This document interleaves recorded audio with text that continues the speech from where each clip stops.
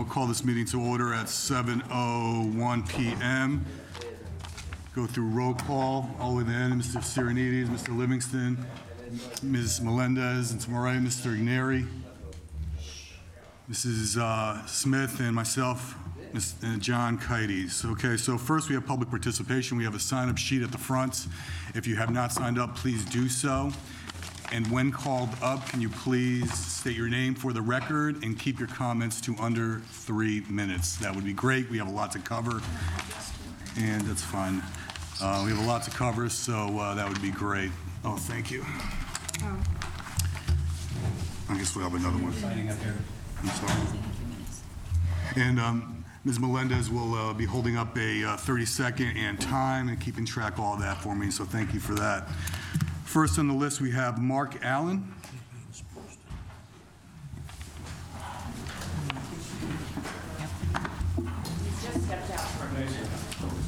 I'm sorry. Oh, there he is. Hi, good evening. My name is Mark Allen. I'm at 71 Aiken Street in Norwalk, Connecticut.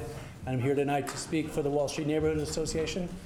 Just wanted to thank the mayor and people that we met with this week who discussed a plan with us, and we got a chance to offer comments.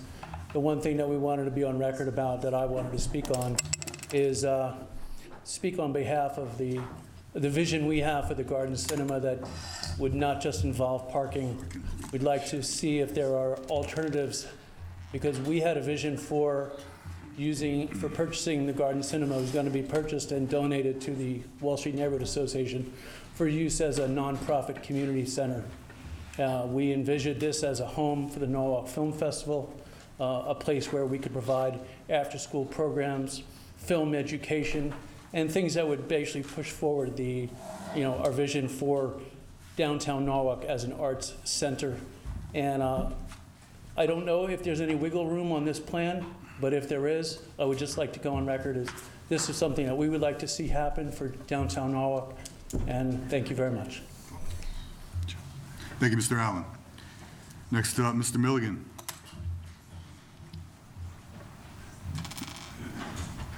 And for the record, our mayor has joined us with staff, Mrs. Strauss and Mr. Sheehan. Good evening, Planning Committee. The first thing I would like to point out, or do I need to announce myself? Jason Mulligan, 11 Belden Avenue. I'd like to point out that this site plan that's going to be presented tonight by Citibank and the McClatchys and is up for approval depicts Isaac Street as a one-way dead end. How can you all in good conscience move along a project with no legal viable exit? At the very least, make Citibank solve for that issue before moving it along.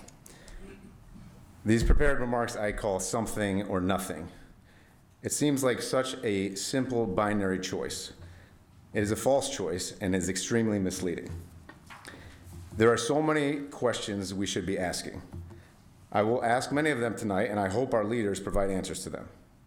Let's be clear that the something or nothing choice means, should the government pay for or provide a solution or not?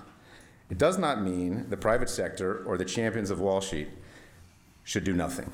There are a lot of people doing something on Wall Street, and they should keep it up. The area is clearly already changing for the better. Harry has told us all that there are only two choices. So at the very least, please analyze the two choices in a proper way. Do something. We're being told that the $80 million bailout is the only government something that is available. Is that true? What other options were considered besides this particular $80 million taxpayer bailout? Why were those plans rejected? Frank Farrakher presented a proposal. Was it reviewed? I submitted a plan for the area. Did anyone even look at it? I have offered numerous times to come present my ideas to the full council, and I've been ignored. How could it hurt to at least hear what I have to say? We hired a chief of economic development for a pretty healthy salary. This person is in charge of planning, zoning, and economic development. I have learned that she has done zero economic analysis of the $80 million project or any other possible project. Can we please give our new chief both the time and latitude to make an economic analysis of the project? Let's see the $80 million bailout compared to other proposals that have been discussed.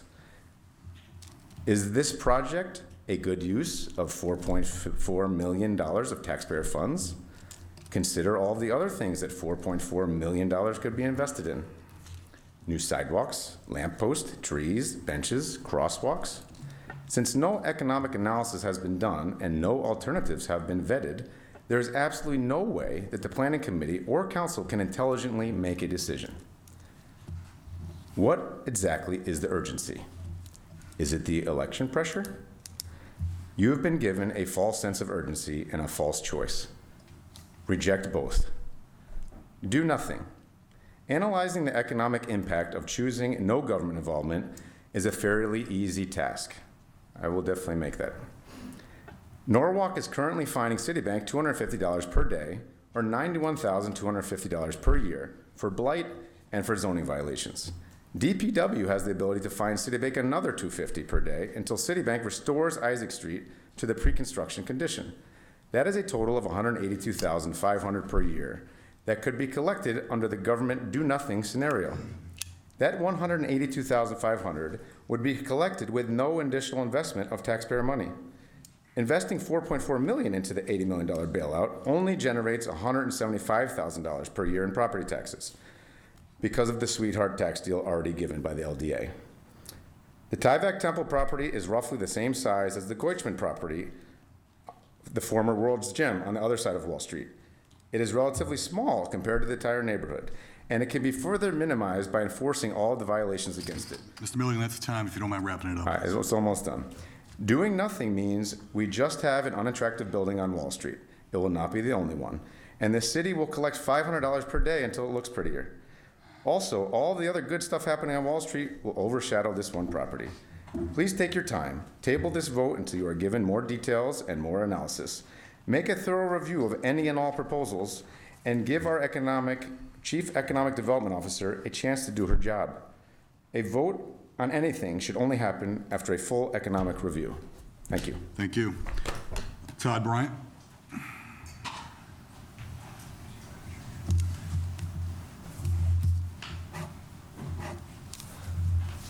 I'm Todd Bryant, 23 Morgan Avenue. Thank you for allowing me to speak tonight. Speaking as an individual, not as a representative of any group.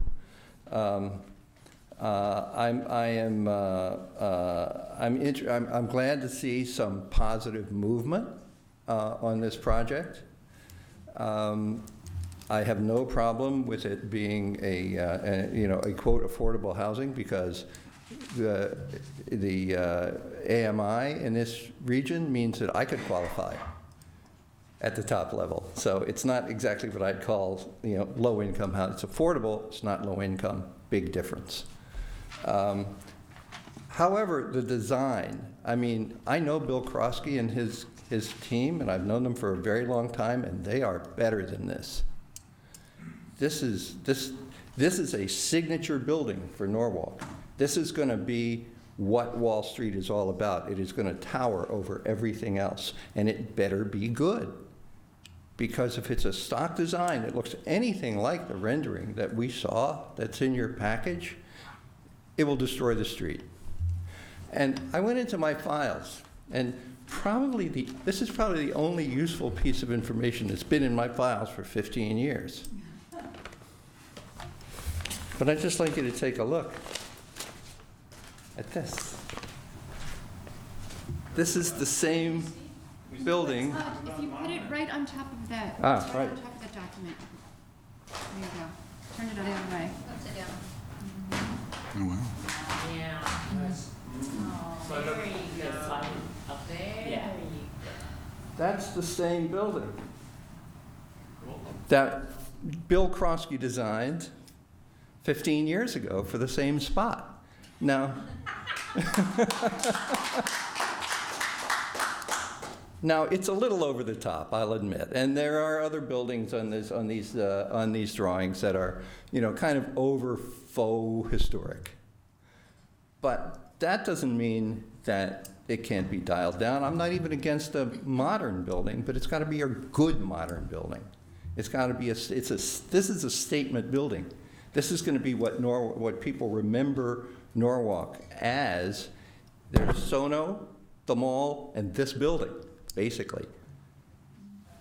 It's real, or Wall Street, right? It's very important. The design is going to make a huge difference. Also, the idea of retail on the first floor, I mean, you know, knee-jerk, we all say that, but there are alternatives to that. There are better ways to use that ground floor. My preservation economics professor, Kennedy Smith, gives a whole presentation on that these days. Wouldn't be a bad idea to talk to her. There are a lot of things that should happen, I think, as this design evolves. It will always evolve. And I thank you very much for listening tonight, and I hope you take all of this into consideration. Thank you. Thank you, Mr. Bryant. And I'm hiding this now. We have John Levin up next. Good evening. My name is John Levin. I live at 249 Chestnut Hill Road. I am profoundly ignorant about the details of this plan, so it's not possible for me to comment in an informed manner. However, I understand a large component of it is affordable housing, and I know that affordable housing can be broadly defined many different ways. Nonetheless, I just want to express my own interest in ensuring that more affordable housing comes to Norwalk. I think affordable housing is badly needed. There's a lot of selfish interest here. I do not want my adult children living with me forever. But many people can benefit from affordable housing in Norwalk. Thank you. I believe I'm reading this correctly. Diane Keefe.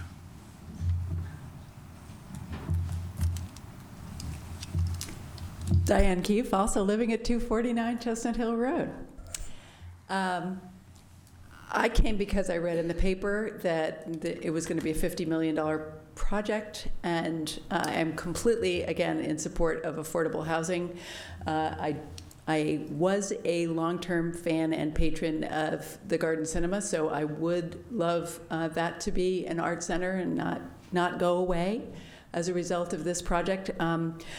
I used to be on the board of the National Association of CDFIs, Community Development Financial Institutions, so I do have sympathy with community development projects, but I actually love the design that Todd showed there, and for the amount of money that was involved in this project, I was thinking, it doesn't seem like we're getting that much. If $30 million roughly had already been spent on the site, and then there's another $50 million quoted in the paper as what's going to be spent, that was kind of odd to me. $800,000 per unit sunk cost for affordable housing. So I think we should take a closer look at what the alternatives are and try to design something that both fits the community and seems rationally designed and executed. So the other thing I just want to raise is a different idea, is that for people who are not in the Section 8 housing category but are in the percentages that were looked at for this kind of development, it would be wonderful if there would be some pathway to ownership for these folks. So it's not permanently affordable housing, but there's a program called Mitchell-Lama in New York where at some point the developers were able to sell it to the residents and at a big discount to market, and they were able to actually catapult themselves into home ownership. So I hope that we think big about this because it's a centrally located position, and Norwalk is on the upswing, which the long-term residents are thrilled about. So thanks for all the work you do, and hope you'll consider this more thoroughly. Thanks. Thank you. Just going to grab the new sign-up sheet. Thank you, John.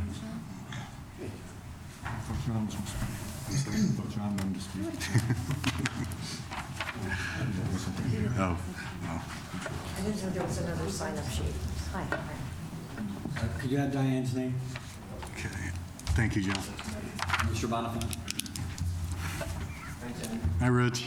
I know you were late. It was Oh, I'm sorry, I thought you signed. You didn't sign? No, I got here the three. At Lisa Brinton as well? Yep, And Deb Goldstein?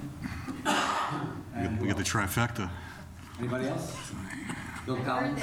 That's not very nice, John. That's a positive thing. All right, next up, we have Michael McGuire.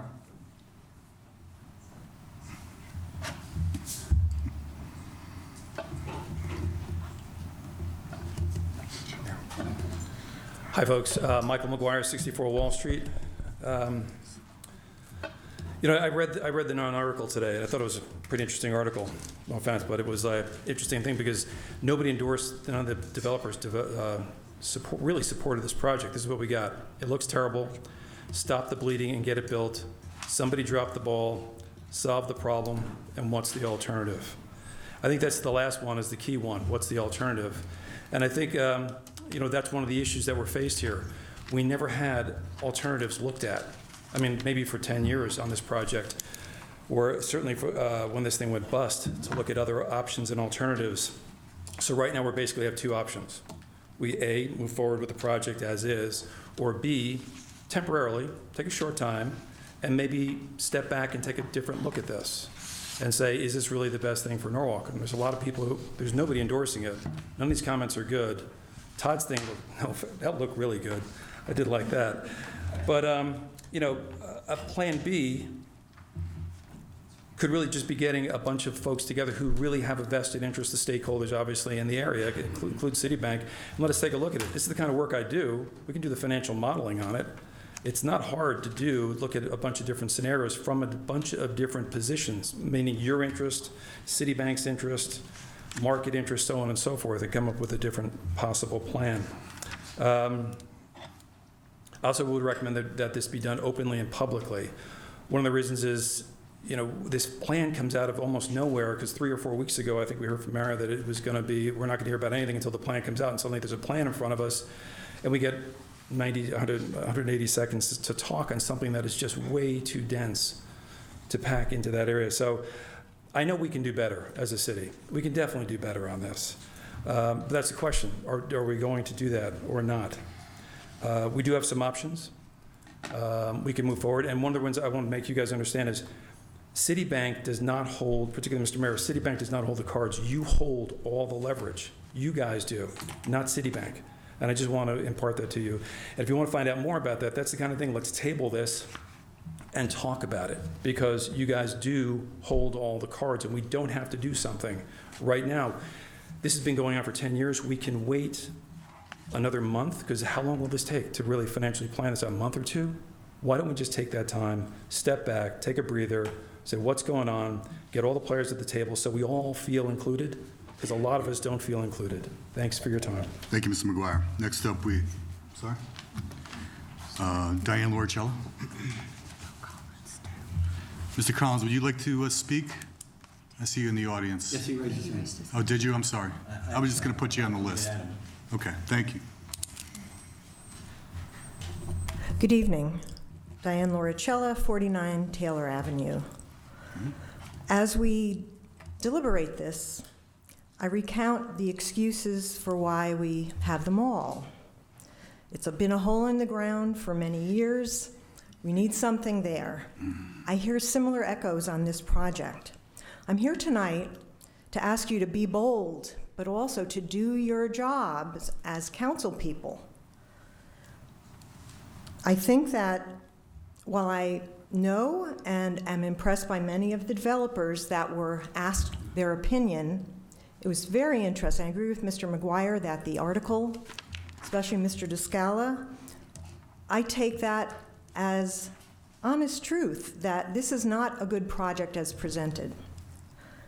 As council people, you represent our interests first.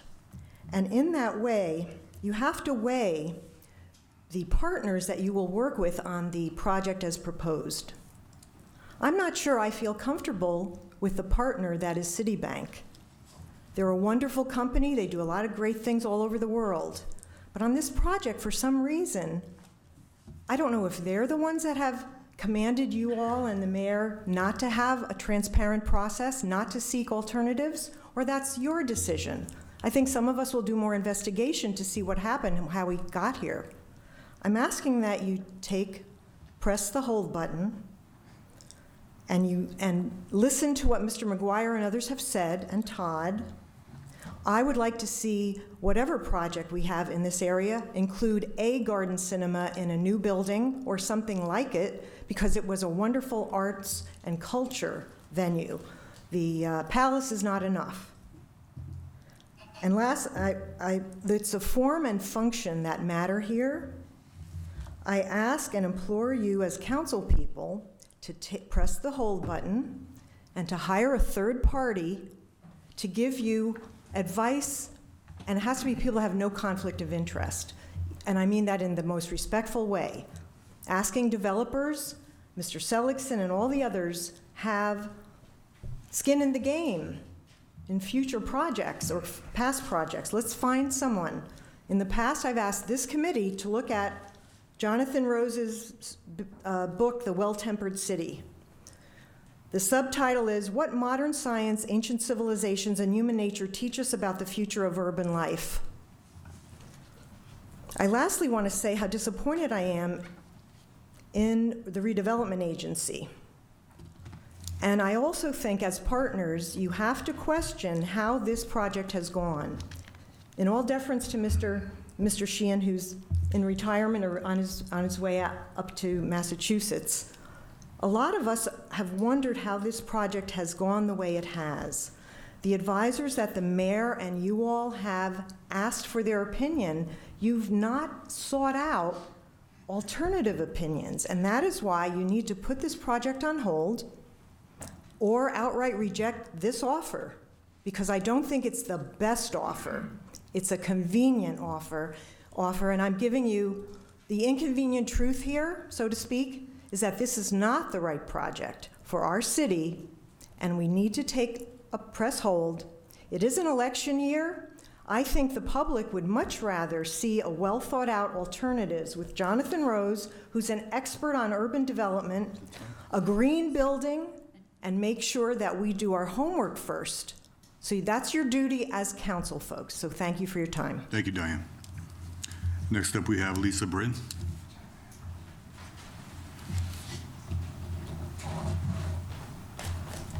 Lisa Britton, 24 Highland Avenue. I think many of you probably saw my op-ed in the paper the other day, so I'm just going to skip around and make a couple of points. I agree with Todd that we need to look at the aesthetics of the building. I'm all for healthy growth that benefits the city and helps our city coffers. However, having such a large development of 101 units below market price in the center of our city will define it for decades to come.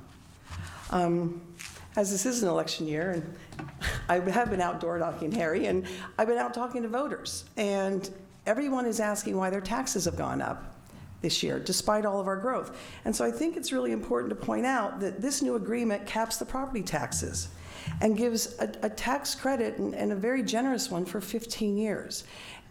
And voters are going to want to know why. Why does Citibank and Mr. McClatchy, you nice gentleman, I'm sure, but why do they get a deal that the rest of us don't get?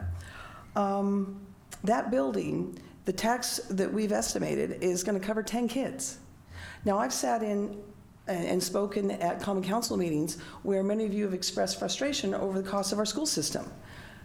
And I have perpetually raised for the school system for 15 years. We pay the school system first. So when we drive children into the school system without the corresponding tax revenue, that means there's less money for DPW, there's less money to mitigate the flooding, there's less money for everything else that we need to do in this city. And so I do believe that this is a deal that bails out Citibank, not necessarily Norwalk.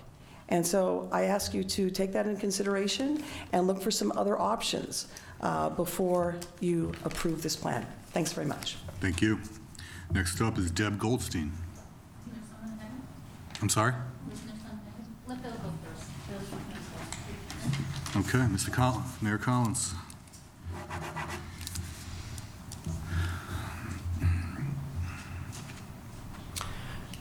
Bill Collins, 32 Allen Road. I just have a question.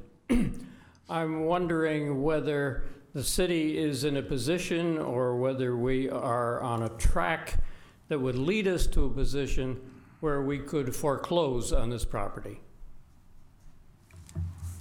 Yes.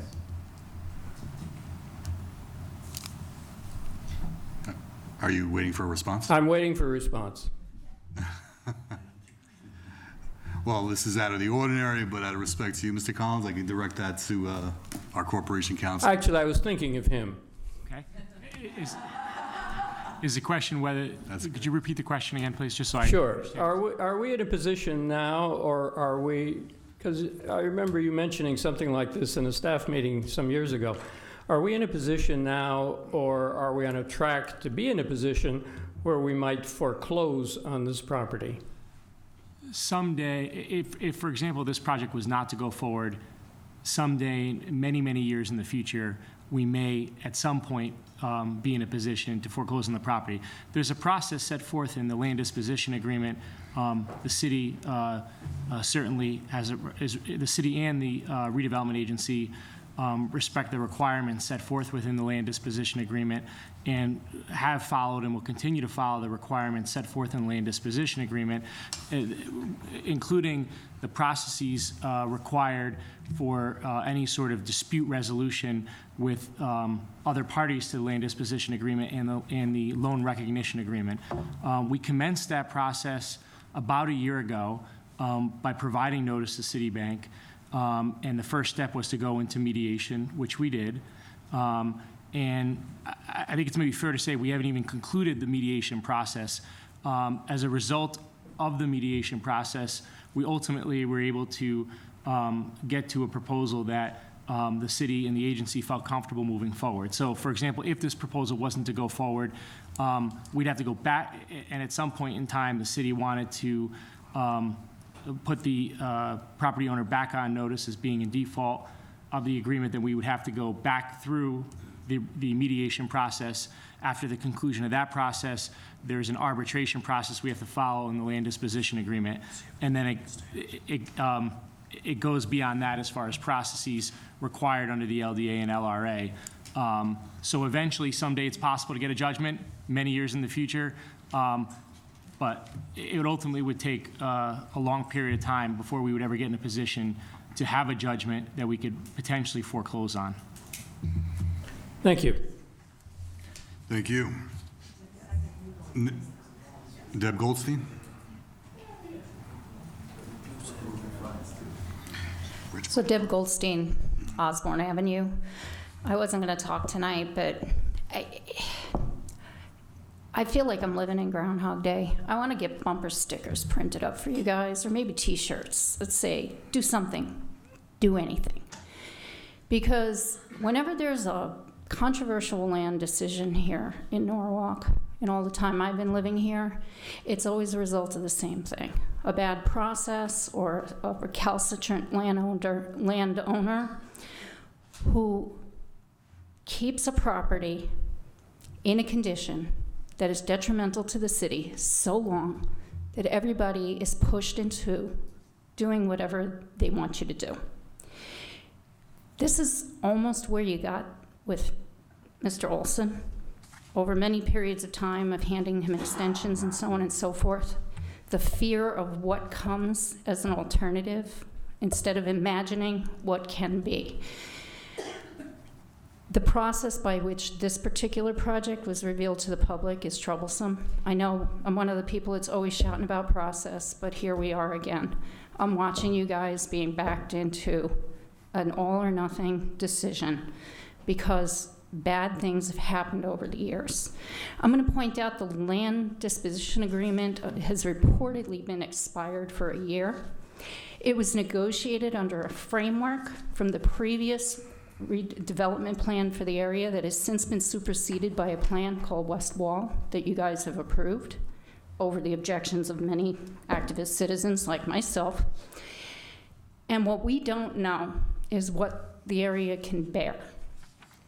What you do know and have had presented to you and will have presented to you tonight is what the developer and the bank financing the rest of the debt on this project can bear. But Norwalk has to live with those decisions. These guys can pass things along after They've gotten the benefit of the tax credits and so on and so forth. We have to live with what we put there. Todd brought in a beautiful drawing 15 years ago. That was a concept for the area. But you're being asked to bless something on a yay or nay basis while you're under the gun with the idea that we can't do better. So instead of do something, do anything, how about do something, do the right thing? Thank you. Thank you. Next up, we have Rich Bonifant.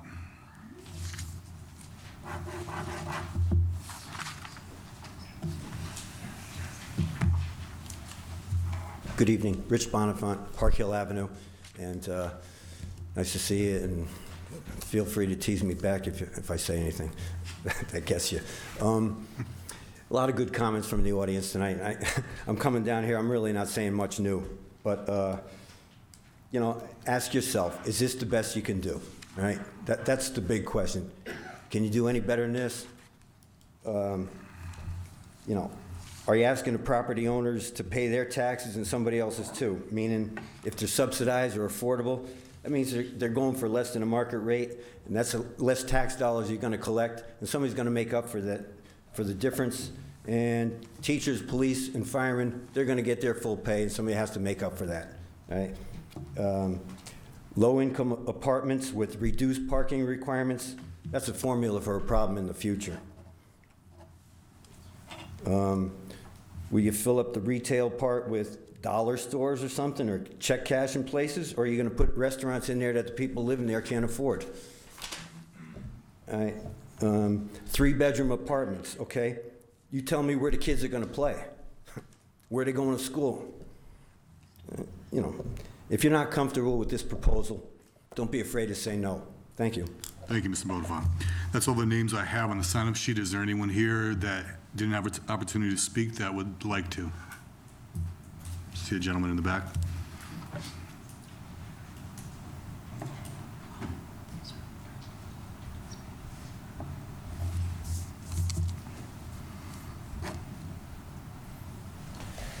Good evening, folks. My name is Dan Benjamin. I'm a lawyer in Stamford. I represent Mr. Diaz.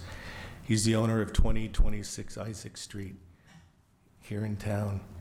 I have a problem with this particular plan, and I think you should also. I have not seen a new utilities plan that goes with this proposal. Where does the water runoff go, folks? Where does the water go from this particular project? Does it go onto my client's property? There's no new utilities plan. And I ask you to please talk to Mr. Ireland or someone else that's knowledgeable, because the old utilities plan is not doable. It's simply not. Without sufficient knowledge of the utilities plan, I don't think you have sufficient knowledge or information to do justice for the people of the city of Norwalk and for yourselves, and actually for the developer. So we need that plan. I also do not see, I haven't seen a new traffic study with regard to this plan. Now, we have a proposed garage. Where is the traffic going to go? Is it going through Mr. Mulligan's parking lot? How many cars are going to go there day and night? Is there a potential danger there for exiting through the parking lot by a certain number of cars? I would say probably yes. So that's another issue that you really might want to look at before you make a recommendation.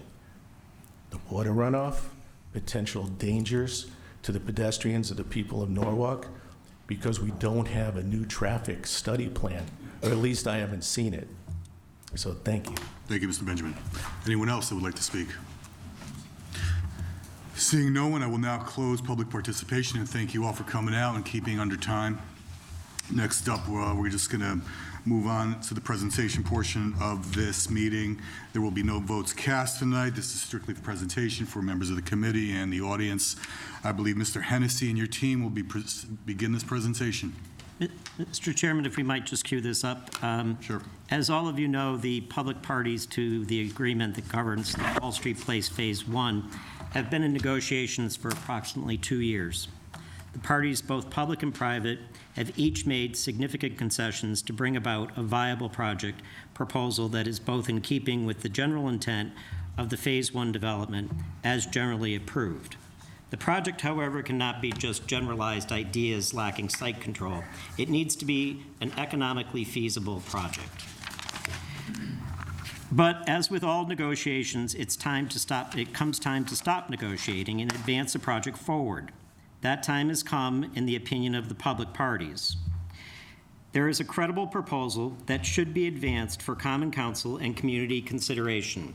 That being said, advancement of the project into the public review process is not the end of the public process. It is the starting place. There is zoning review, design review, a public hearing, Common Council approval, board and commission approvals that are required to make this project go forward.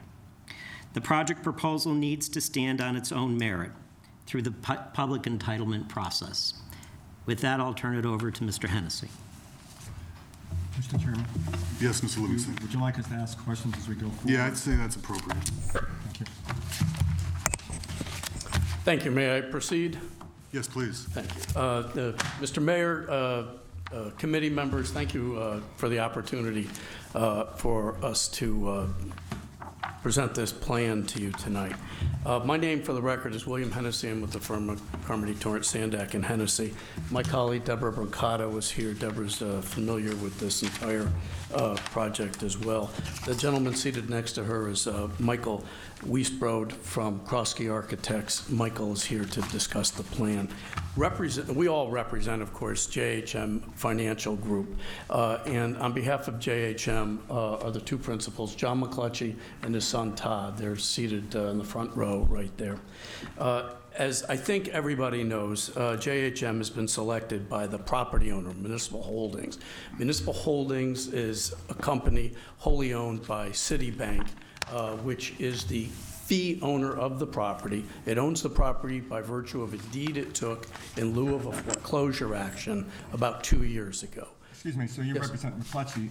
I don't represent Citibank, Mr. Livingston. So you don't speak for Citibank? That's correct. Okay, thank you. Right.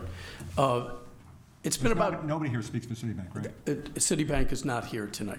I do know Mr. McClatchy, and we've all been involved in many conversations with Citibank. I think it's fair to say we can represent Citibank's position. I'm not here to do that. But in terms of what the history is, we know the history of how they became owners of the property and functionally investors of the property, right? And what their intent is. They've selected JHM as the group that they want to act as their successor redeveloper in building out this project and solving this problem that the city has and that Citibank has and that surrounding neighbors have. They believe that this company is the company to do it. They have a long experience with JHM and have full confidence in them. As a follow-up to Mr. Livingston, so if Citibank is aware of the proposal that's in front of us, the details of this proposal, and has signed off on? Absolutely 100%. Okay. Right. So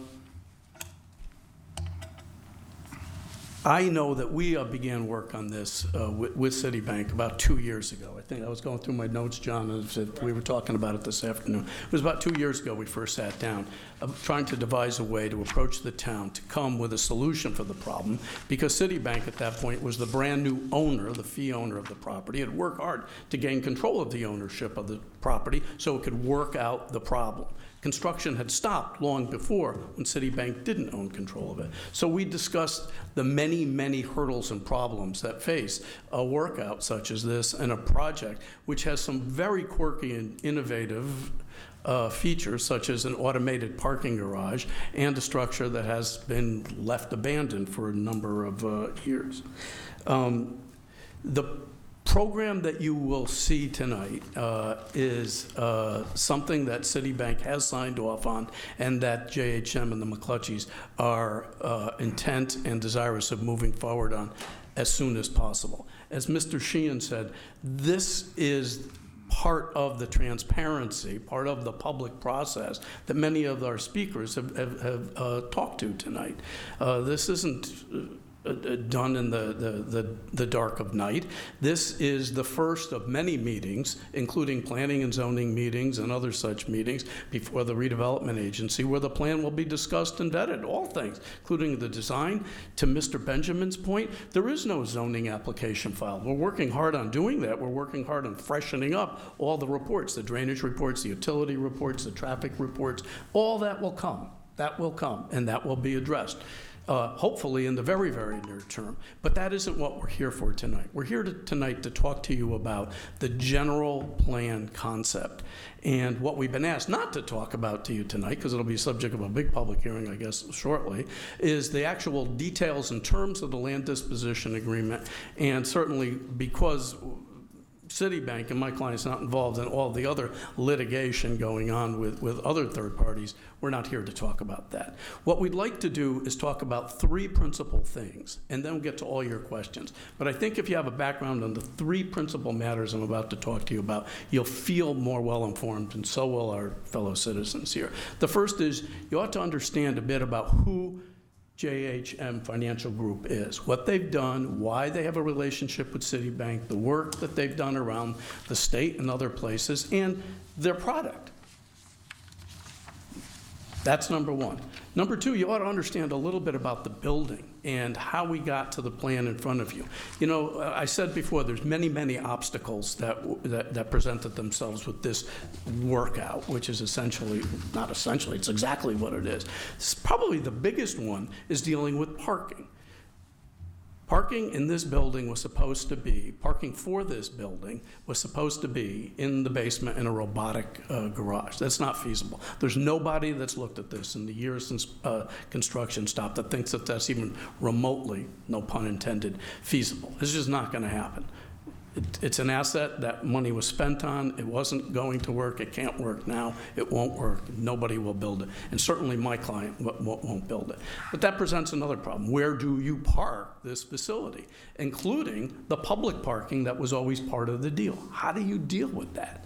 And, you know, for, I would say, a good long period of time, my clients were trying to get control of the so-called phase 2 portion of the site where parking could logically go. That didn't work out. A different party bought it. So we were back to square one, and now we have a different plan that we think is good, takes advantage of the Garden Cinema lot, where the parking can be provided, and where public parking, to some degree, can also be provided. Again, a solution that came along through a lot of hard work, negotiation, thought, and we'll talk to you about that in any degree of detail you'd like, but that's part of the proposal tonight. So you ought to understand the building, how the building's going to operate, the programming for the parking and all of that, and Todd and Michael will help you take you through that. The last thing, like the last of the three things I think is probably on your mind and you should be asking us about, is the intended financial structuring of this, the stacking of the capital, where the money comes from, the sources and uses of funds. We've given you a lot of information. It's detailed information, and it probably provokes more questions than it provides answers, but we're here to help you with that. And then closely aligned with that is the related issue of the affordability. This is a project that is 100% below full market rate housing. The 101 units will all be slightly off, or in some cases more than just slightly off of full market rates. I'd like to talk to you about what exactly that means, and we can give you real details, like what the rent would be if the building were up today based on the area AMI now. So I think if we can have a little bit of time to walk you through those three things. Who is JHM, number one. Number two is, let's talk about the building that we'd like to build. And number three is, how's the money all come together and what are the rents going to be like? I think that'll give you a good, strong foothold to ask the questions that maybe we haven't anticipated, and we'd like to proceed that way. And if it's okay with you, I'd invite Todd up to begin by describing JHM.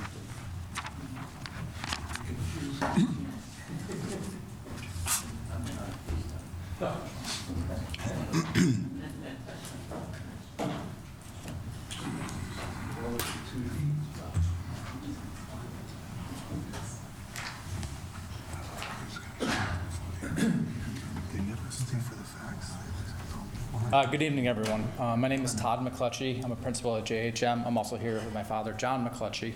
And we wanted to start off by giving you a little background and history of JHM and some of the developments we've worked on in the past to better give you some better understanding of the experience that we have in developing housing all throughout the country, and also our experience in particular in working on affordable housing and how that affordable housing and workforce housing can be a transitional component to a neighborhood.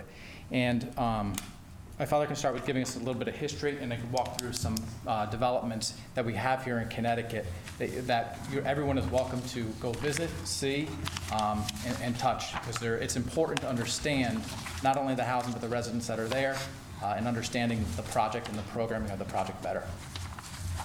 Thank you. I'm John McClatchy, founder of JHM. Todd knows the history as well as I do. I just have lived it longer than he has, so I think he'd rather have me talk about it. In any event, we've been developing housing for over 50 years. We've done 55,000 units of housing and about 5.5 million square feet of retail and commercial space throughout the United States. Our partner in this is the Richmond Group, and Dick Richmond and I have been partners together since 1976. Combined, we've done over 150,000 units of housing. Richmond is the 7th largest apartment owner in the United States and is involved in several thousand units of mixed-use, mixed-income housing throughout the United States. Between the two companies, we've developed in every state in the United States. And I would guess about 60% of what we have developed in terms of multifamily housing has an affordable component to it. I have looked at this deal from the very beginning. We looked at the original RFQ that went out for this deal. For a lot of reasons, we're not interested in it at that time. I've been doing business with Citibank since 1973. And Citibank came to me when they get involved in this and had a problem with it and asked us if we would get involved. We took a look at it and we said, not in its present condition. It didn't work. We couldn't make it work. So we look back at our history and Citibank's history with us and the fact that we've done other workout projects with them in the past. They understand what we can do and what we're capable of. And they also have been in business of developing communities, and the group that's involved in this from Citibank is a community development group. And they had a problem with the deal. They are not in a position where they ever want to leave a deal unfinished. So they asked us to find a way to get this completed. We've gone through this, and I've done several $1 billion worth of real estate deals and put together the financing on them. A lot of it very complicated financing. This is as complicated as it got because there was no simple solution to it. There's sunk cost in the deal. Those costs are there and they're not going to go away. Citibank is going to take a loss in this deal no matter what happens. They're willing to stick with it and provide the financing going forward because they don't want to leave the city of Norwalk with a hole. I believe, personally, that the development we've come up with fits the profile of the city. I believe that the people who will live there reflect the character and will reflect the character and the income streams within the city, because it's not one income stream, it's several, and it's in different categories. We've been very careful about how we've developed it in terms of the preponderance of the units are 1 and 2 bedrooms, and we think that's where the real market is. We do have a dozen 3-bedrooms in there because we believe there's going to be a need for those. I am comfortable that we've put together a project that will stand up from a financial feasibility standpoint to anybody's scrutiny. And I also believe we've developed a project that from a physical standpoint, as it's constructed, will stand up to anyone's scrutiny in terms of the engineering and architecture. And be happy to answer any questions anybody might have. Well, just right off the top of my head, I see this development, the Heights of Andheri, and actually with that I've driven by. My colleague here, Melendez, mentioned that that's got a large affordable component to it. Can you tell us a little bit about that? Sure. The Heights, we happen to live in Darien. We've lived in Darien for 42 years. And the Heights was a 53-unit single-family home complex that was built under the state moderate rental housing program. Connecticut's one of 3 states in the United States to put together their own moderate and low-income housing programs, Massachusetts, Connecticut, and California. They weren't successes in any of those states. The project had no rental subsidy. The capital subsidy wasn't enough to really make it what it should have been to begin with. So over a period of 49 years, it deteriorated very greatly. The first select woman at that time, Yvonne Klein, came to me and asked if I would get involved in it. I said, I really wasn't looking at getting involved in a project in my own backyard, do this all over the country, but had never worked in Darien and didn't really want to get started on it. So she asked for some advice. I gave her some advice, and we asked her to put together, advised her to put together an RFQ, which she did, went out, and went through a process, chose a developer from that process. We did not apply. We had no interest in applying at that time. And they chose a developer. Developer, coincidentally, was Jonathan Rose. The contract with Rose Company did not work out. Town of Darien ended up canceling the contract and came back and asked us if we would reconsider. I got involved with a friend of mine, Arthur Anderson, who I've been doing business with since 1976 in Connecticut. He manages most of our properties in Connecticut, and I asked him if he would be interested in getting involved in it, and he said he would. So we went ahead and did it. We took the 53 units and turned it into 106 units of multifamily housing. We have a market rate? It's only 5% market rate. Yeah, 5% market rate, so 95% affordable in that deal. How do you define affordable in that deal? 60% of area median income or less. 60%. Of area median income, which is the same area median income you have here in Norwalk. So we do have people in there at 40% of area median income, 50% and 60%. As Todd said, five units are market rate. It's been a huge success. We have a wait list of several hundred people. It's a constant wait list. We redo it all the time. There's never a vacant unit in the place. If somebody moves out, it's reoccupied within 2 weeks. I think that if you talk to anyone in the town, including a lot of the people that were against having us put this in the middle of Norotan Heights, have come back since then and thanked us for having done it, because we did change the area dramatically. We made it much better. And there was a point, actually, where we had neighbors that complained we were going to devalue their homes. And I am real clear on what we do, and I know what we've done all over the country. And every time we build these complexes, we don't devalue areas, we bring the values up. And I was quite clear that we were going to do that. And there were a couple of people who were adamant that they were going to lose money in their homes, and I offered to buy their houses for cash. They chose not to do it, and it's a good thing for them they didn't, because those home values are up 20% since we built that development. And they continue to increase in value.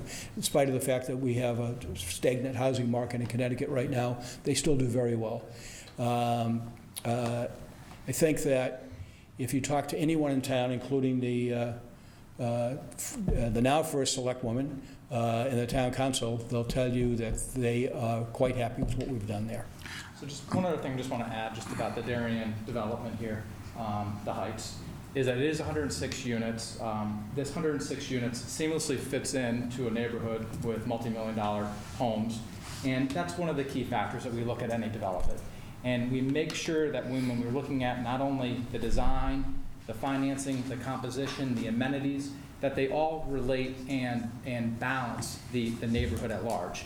And part of the public approval process is making sure that we have the opportunity to not only go through the different boards and commissions and making sure that we get some feedback from stakeholders, but also meeting with neighborhood leaders, meeting with neighborhood groups. And that will be part of this process in making sure that we can do what we can do to make sure that the neighborhood is reflected in the building and the programming of the building.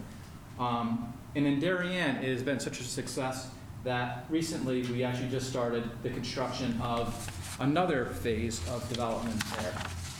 This one is directly located on the Post Road, up the street from Starbucks, if people are familiar with downtown Darien. And this speaks a little bit to sort of the quality and experience that we have, I believe. When we go into communities, you know, we want to be able, this is a long-term hold for us. This is something that we not only own and manage, but we will own this for a long period of time. And the community has worked with us and invited us back to be able to work on another development. Do you plan on holding on to this project? We hold most every project we ever developed.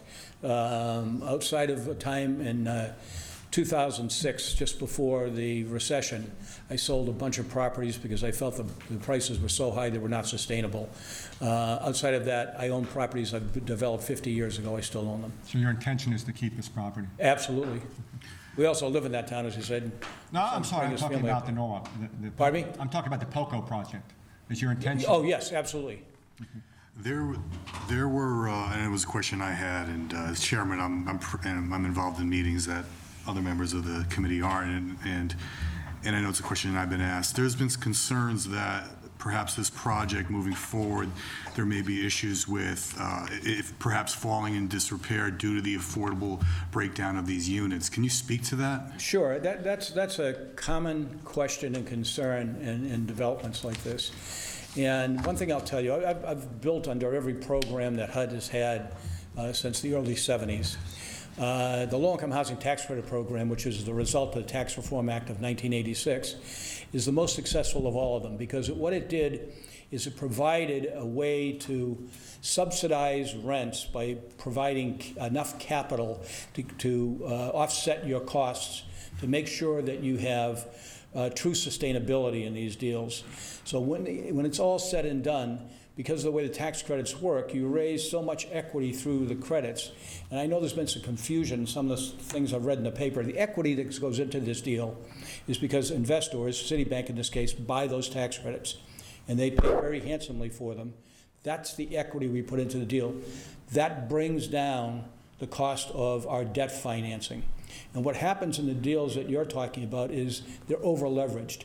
So they can't sustain themselves over a long period of time because as expenses go up, their rents don't go up quite as quickly. These have a good gap at the very beginning to make sure that we have a cushion for the lender, and the lender oversees this at all times going forward. Does that answer your question? Yes, it does. Thank you.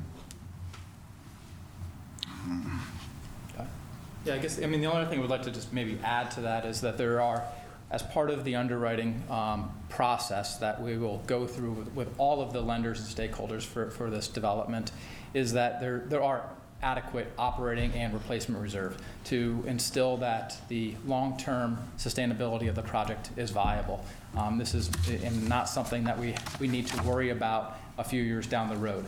And because of the concentration of developments and housing we have here in Connecticut, we're able to get better bang for our buck, and we're able to better manage our properties and better be able to put the maintenance and operational needs into each of those to ensure the longevity. One quick question. Is the property management of this property, is it going to be under the umbrella of JHM, or is this something you outsource to another management company? Yeah, so we have a combined relationship with us and Richmond Property Services, who currently also manage several properties for us here in Fairfield County. And that's where we would get those economies and efficiencies to enable this to be sustainable. Any other questions for the McClatchys? Thank you, gentlemen. I think now would be a good time for Mr. Weisbrod and Todd to walk you through the actual building program. Sounds good. That's acceptable.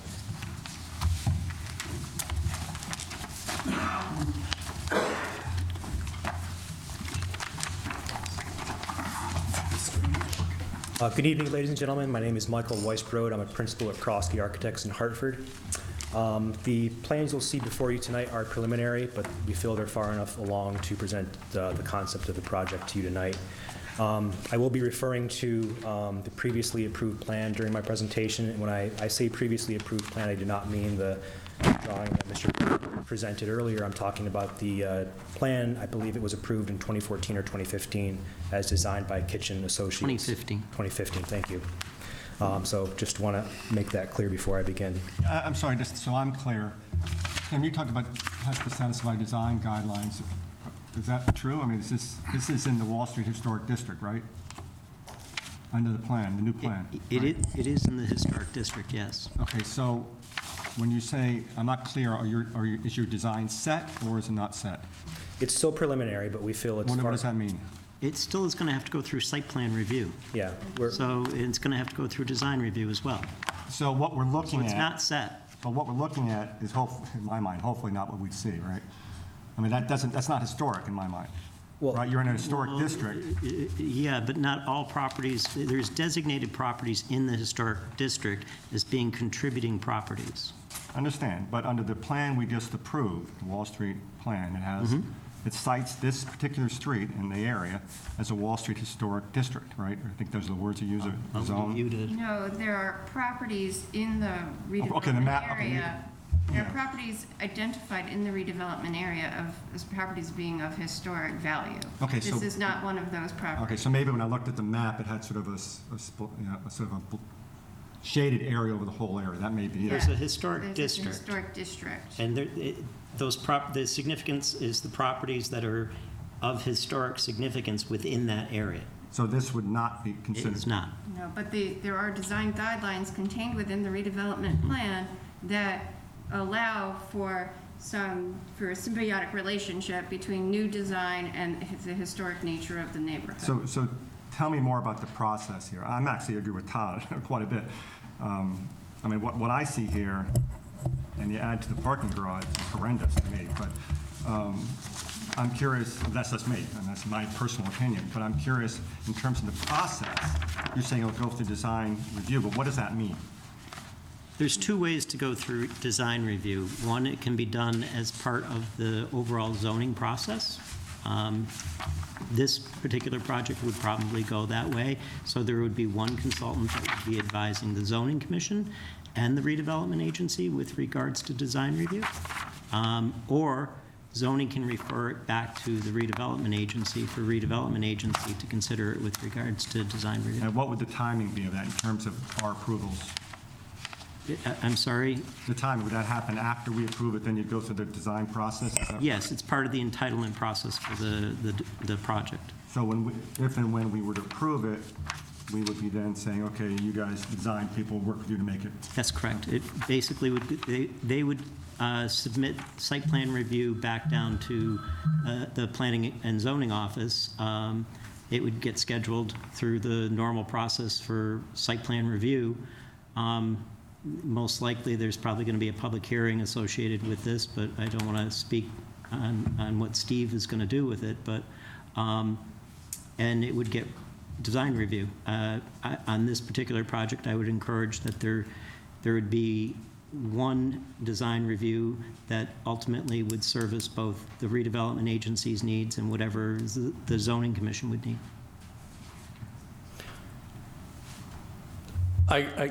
Just to be clear, Mr. Livingston, I agree with what staff has just told you. While this property may be within a historic district, this building obviously is not historically significant. It's a new building.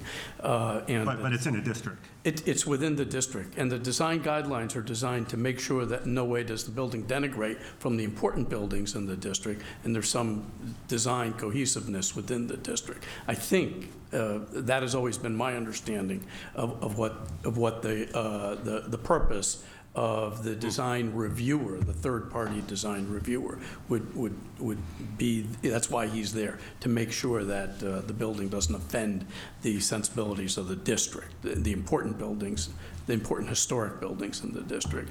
And I do agree with Mr. Sheehan that, at such time that we go to zoning, that is when we're usually confronted with the obligation to work with the city or the redevelopment agency's design reviewer consultant. So the architects get together and discuss. That's essentially what happens. But remember, what we're dealing with is a building that was approved, that is, the form and shape of the building are there, and what we're talking about doing is finishing the building. So that's the Krosky architect task, and maybe we should let Michael discuss it. Thank you. So just to be clear, the previously approved plan, the 2015 plan that is, did include one parcel, which I'll call north. That's the quote-unquote Tyvek temple that stands half-built today. And we are also introducing a second parcel to the project, which we're going to call east, which is the parking garage on the Garden Cinema lot. So moving on to the site plan. Thanks. So I don't want to go into too much detail on this yet. However, the point I want to bring this up is based on the newly adopted regulations here, and you're welcome to review this at your leisure. I know there's a lot of information here. Based on the newly adopted regulations by the City of Norwalk, this design is fully compliant as it's presented before you tonight. So I just wanted to point that out. In terms of zoning? In terms of zoning, correct. And why don't we just orientate everybody so there's no here we have Wall Street, tracing that with my pen, and Isaac is here. And this, of course, as you know, is the Garden Center. And this is the partially constructed. So what I'd like to do next is to go into a little bit more detail on each of those parcels. I'll start with north, which is the meat and potatoes of the project. So before I go into talking about the program, I just want to kind of explain what's not changing as part of this proposal before you tonight. And again, I will speak back to the 2015 approved plan in terms of what we're not changing. The footprint of the building, the upper floor program, most of the first floor program, and the massing of the building are essentially kept intact and are exactly the same as the previously approved plan in 2015. We are making some changes that are mostly confined to the first floor of the north parcel, as well as the obviously materiality of the building. So in terms of the first floor, the yellow spaces you see there are retail, the location of which are consistent with the 2015 plan. We did remove a few thousand square feet along the north leg of Isaac Street. We did that for a couple of reasons. We felt that by removing some of that retail that would perhaps not fill up quickly, we would ensure a higher occupancy of the other retail spaces in the building. And the other reason we did that is related to parking. Because of the automated parking system is no longer in the proposal, we needed to capture as many spaces as we could. So we ended up taking about, I think, 20 spaces or so on the previously approved plan that were covered parking on that first floor and increasing that to about 40. We did that by eliminating the lifts that go down to the basement for the automated parking system, and again, by capturing some of that retail space that we felt would not be so successful. The balance of the first floor, the red spaces are the common entries and circulation to the building. Again, those are consistent with the 2015 approved plan. There's one entrance on Wall Street, which does connect through to the covered parking as well as an elevator to the upper floors. And the same with the entrance on the south end of the building on Isaac Street. That is also a residential lobby and does connect through to the covered parking. And the balance of the first floor is support spaces, circulation, things of that nature. And again, that's consistent with the 2015 plan.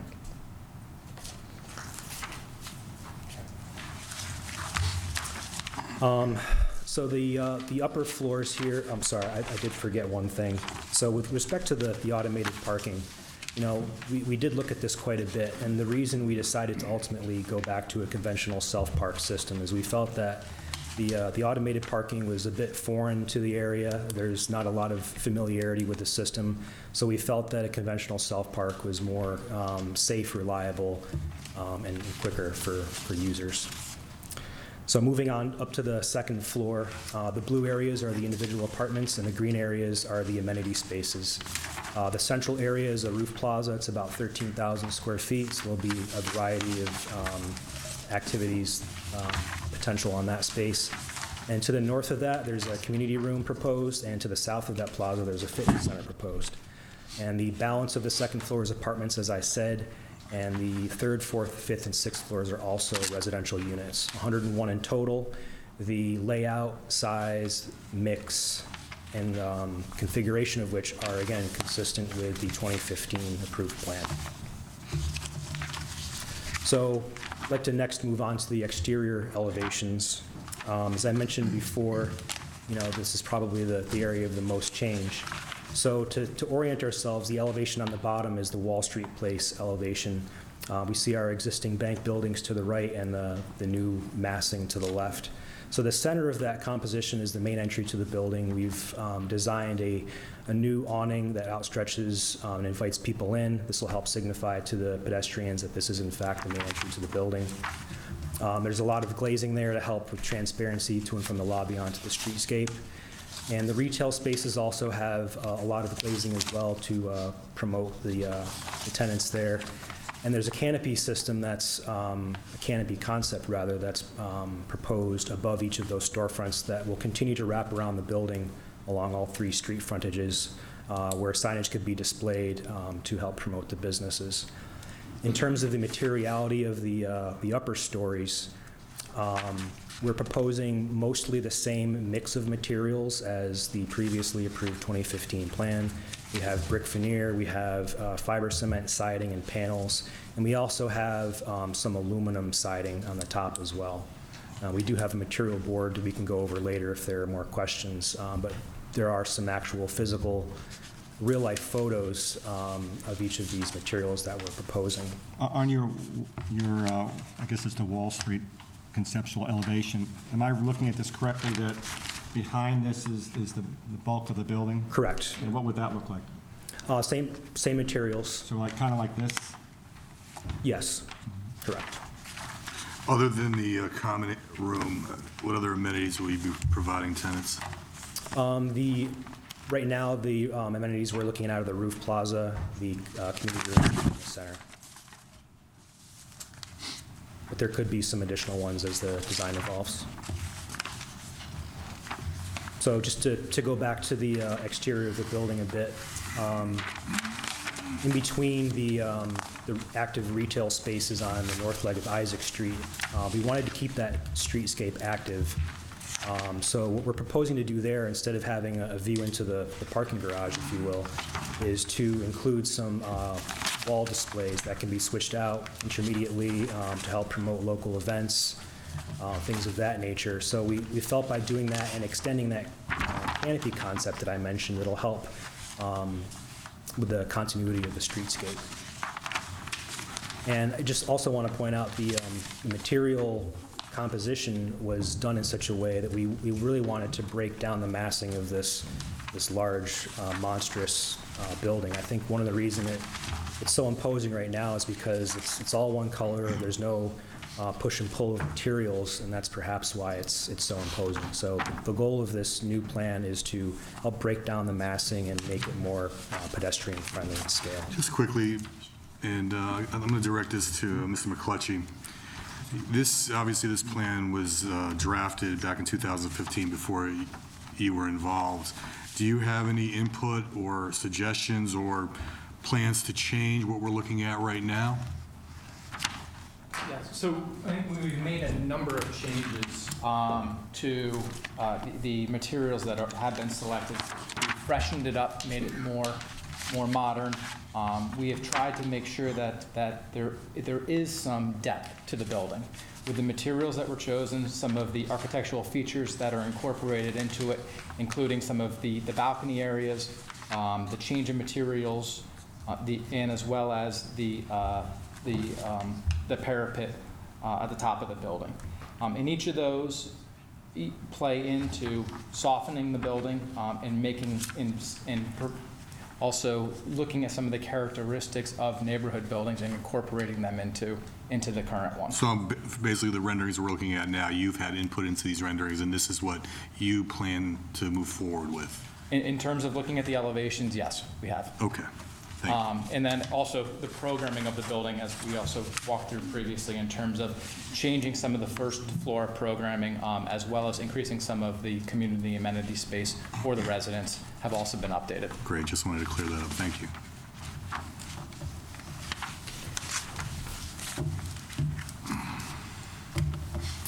All right, so, I mean, if there are no other questions on the north parcel, I can move on to the east parcel now. That's essentially the proposing you see before you. The east parcel, as I mentioned, is the multi-structured parking garage. It's 2.5 stories above grade. It includes 151 spaces, 5 of which are handicap spaces. They're all located on the first floor. just adjacent to ingress and egress for vehicles. It's a pretty simple layout. There are 2 double-loaded aisles for parking, each inclined to reach the next level.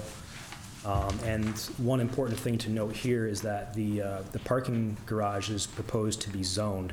So the bottom half or so is going to be zoned for short-term users, basically public users, people who are coming to the area to stop or to visit. They will have the closer spots to the street. The upper half or so of the parking garage will be designated for long-term users like residents and perhaps employees of the retail spaces. And there will be some sort of control checkpoint about halfway through the garage to make sure people are parking in their designated areas. Did you consider trying to activate part of this with either storefronts or something else on the garage? Yeah, so in terms of the aesthetics of the garage, similar to the north parcel where we have the space in between the retail and the parking abutting right to the edge of the exterior wall, we wanted to activate the streetscape as much as possible given the parking use directly behind it. So we wanted to carry the same theme through with the displays on the Isaac Street elevation to help liven the streetscape a bit. We're proposing the same materials along the Isaac Street elevation, consistent with the north parcel, which will be 2 different colored stones and some banding to help liven that up. Speak to what you actually see in terms of perspective 4 here. Sure. So perspective 4, we're on the north leg of Isaac Street right now, and as you can see, we bumped up the roof a bit in the center part of the elevation. I'm sorry, I don't think you answered my question. Did you consider stores in there or anything like that? You mean retail? Yeah. I'm not hearing. Yeah. I'm sorry, maybe it's this one?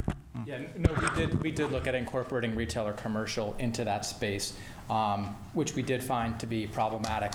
A, due to the reason that we would be losing some of the parking spaces that we are trying to desperately generate, and 2, that we didn't want to detract from the other retail space that is going to be available in the new building on the ground floor. The other retail spaces are in more convenient and better optical locations and have a better chance of success in being occupied. And that's the reason why we did look at it, but decided against it in terms of the marketability of it. So just to return back to the rendering on the upper left-hand corner of the page, we're looking down Isaac Street towards the bend in Isaac Street. So the reason we bumped up that parapet a bit is to serve as a wayfinding device. So we're proposing some signage on the top of that, which signifies that it is the garage and the entrance is just around the corner. And the last thing I'll point out here, if you see the dashed lines on the bottom 2 elevations, those are the outlines of the neighboring buildings. So you can see that the garage is actually a bit shorter in scale than the neighboring building. So we do feel that this does fit contextually with the neighborhood. And just to kind of end my spiel here, if we could go back to the rendering.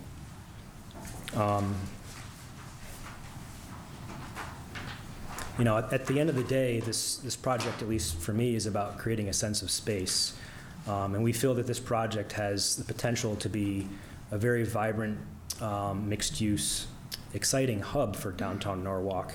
And, you know, we're excited to be part of this project, and we hope that the changes before you you'll agree with, and we're happy to be on board, and I'll turn it back over to Before you do, so I see Isaac Street is one way, is that correct?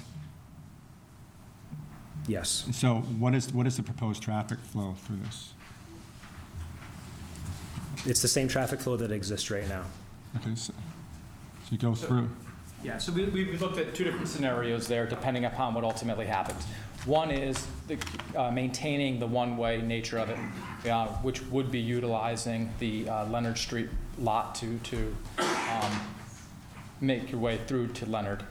And the other is looking at options to see where there is an area for a turnaround because Isaacs does dead end. Those are two of the primary options, and there could be other scenarios depending upon availability of neighboring lands that could make it even more viable. Is it safe to say the parking for this, for the public parking will be on the lower levels, and the tenants will have the higher levels? Yeah, so I think last time we had the opportunity to get some feedback on this. It did ring through loud and clear that we want to have the more convenient spaces on the lower levels so they can the public can access retail businesses in the area, and the residents would be parking through a secure gate. And as far as rates are concerned, I do believe there's some language somewhere that they need to be comparable to what we have in the area? That's exactly it, Is that that correct? they would be comparable to any other public parking facility in the area. So just to be clear, so the traffic would go back through the Audiotronics, what we call it now, lot? Is it whatever it's called, Tim? That's the Leonard Street lot. Okay, and when we own that now? Mr. Mulligan has control of that right now. Okay, so I assume there's some sort of proposal. So if the public road becomes a two-way, we would work. Well, I'm saying right now your plan has it one way, so presumably you would need that, correct? No, because the road the road was previously a two-way street and acted as a two-way street. No, I understand that, but your proposal here has it one way, right? We would think that is in the best interest of the redevelopment to have it as a one-way, but it can go back to its original form of a two-way street.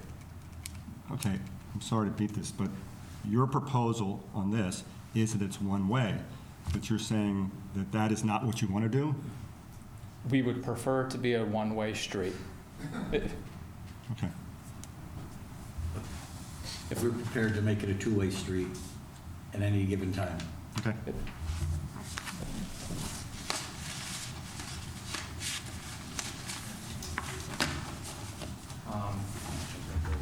Yeah. Thanks, Mike.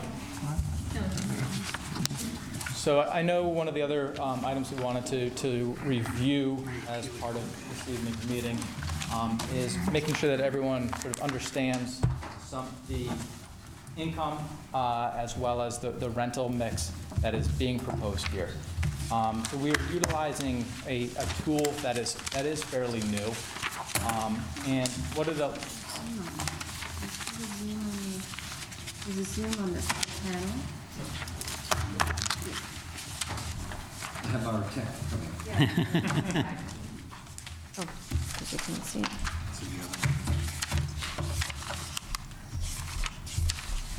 Or maybe not. It's getting there. Is that better? Okay. That good? So what this demonstrates is that we're utilizing this new tool that is available to us, and what it allows us to do is create various groupings of workforce housing that are available at different levels. So the first grouping there, in the predominance of these units are 1 and 2 bedrooms. The ranges of rent are between $1,000 and $1,300 for the 40% area median income bedrooms and units. Then there is a grouping of 60% and 80%. And the way this is developed is that a third is representative of the 40% AMI levels, a third is representative of the 60%, and a third at 80%. And as you'll notice, that the 60% and also the 80% rent levels are very comparable or equivalent to what we're currently seeing in many of the developments in Norwalk. So the rents range from $1,600 to $2,200 in the 60% level, and $2,100 to $3,000 in the 80%. And I think it's important that we take a look at that and understand the rent levels that are being charged and the opportunity that is being provided here for various income levels. Just doing on a personal note, Mr. Livingston and I, we were really curious about the comps in the area, and seeing that, say, at 80% AMI, we've got a one-bedroom going at $2,166. I mean, that. Can you speak to, I don't know if you, Mr. McClatchy, or perhaps Tim, can maybe speak to the comps that we pulled together and what they were, and kind of where this is in comparison to them?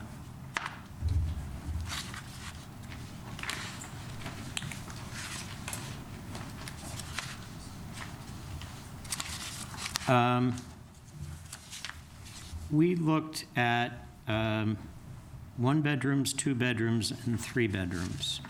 For Avalon, head of the harbor, and Avalon was advancing at approximately averaging $1,873 for a 1-bedroom unit. That was between 710 square feet and 1,000 square feet. The 2 bedrooms were averaging $2,256 with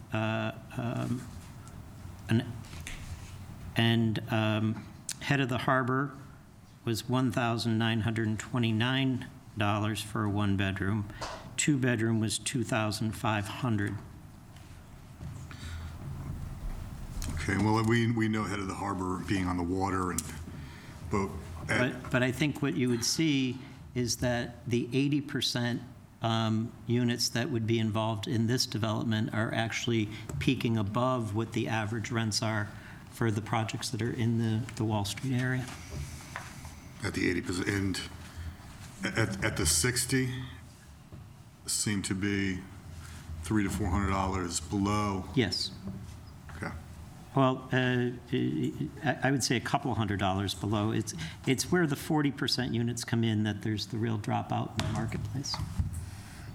And that is because they're 40% of AMI, and that marketplace is what you're bringing into the project.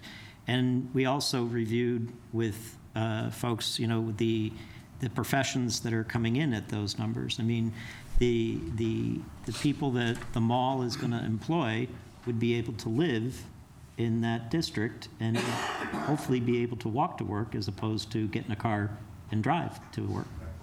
And correct me if I'm wrong, but this project was originally planned at 30% affordable?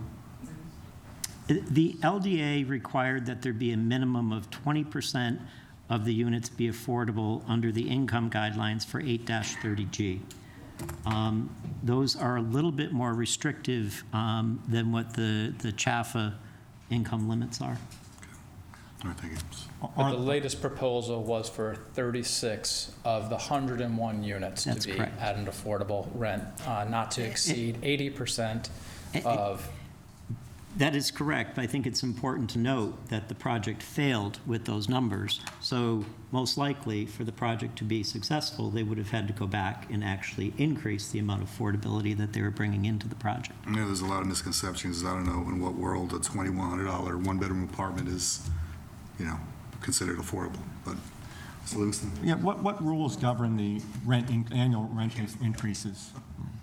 It's based on every year HUD, Housing and Urban Development, comes out with a study as to the area median income for each, basically county. It's called the MSA. And obviously Norwalk is in Stanford Norwalk MSA, which today stands at $144,000. I'm sorry, but the actual rents themselves? So the rents themselves are published by HUD. They're done on an annual basis, and they're projected based upon what the area median income of that area is. Yeah, I'm just putting myself in the shoes of a tenant. So you go in knowing what it's going to increase. It's based upon a federal standard, or is that what happens? Typically, an area median income will only change by a few percentage points on a year-over-year basis. This year was somewhat of an anomaly where it actually did increase by, I believe it was about 6.5%, but normally it increases on a 2.5% or 2%. But is that the rents or that's the income? That would be the rents which are derived from the incomes. Okay. And that's it's a good question you bring up, because when each resident is interviewed, and also there's a screening process for each resident. And as part of that process is income verification.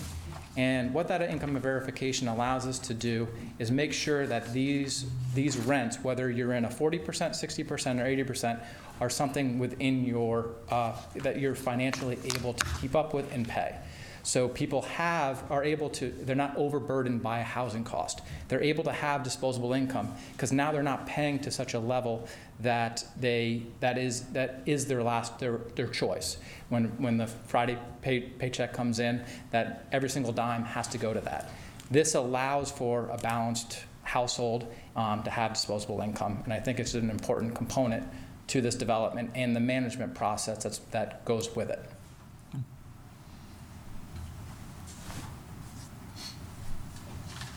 Okay. We have something else you'd like to discuss, Mr. Hennessy? Actually, that completes what we had planned to present to you tonight. We tried to, give you the bona fides of the proposed successor redeveloper. On the one hand, number two, we've tried to show you the building and how it would be finished and how it would be parked. And lastly, I'll call it the income or rent profile of the tenants.